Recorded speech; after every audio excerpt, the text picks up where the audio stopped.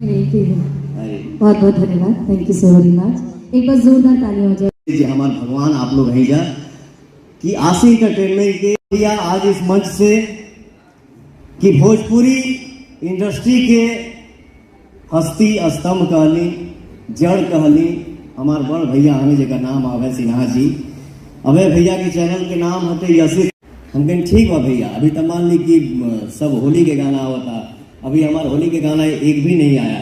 मैंने बोला कि नहीं, पहले भैया की ओपनिंग हो जाए, इसके बाद मेरा होली आएगा। होली 2-3 दिन के बाद आई, बट आज आशी एंटरटेनमेंट से हमारा गाना आई था, जौने गाना के बोल बा, गाना की क्या टाइटल है भैया?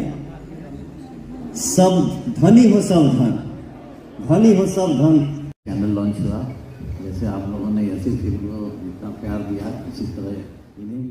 और इसके बाद पवन सिंह ने भी कहा पीछे रहने वाला। इस खेसारी लाल यादव के बातों को बहुत करेक्ट तरीकों से जवाब दिए। वीडियो देखने के लिए मोहित पावर न्यूज़ भोजपुरी को सब्सक्राइब कर लें और इस वीडियो को ज़्यादा से ज़्यादा शेयर करें ताकि और लोगों तक भी जानकारी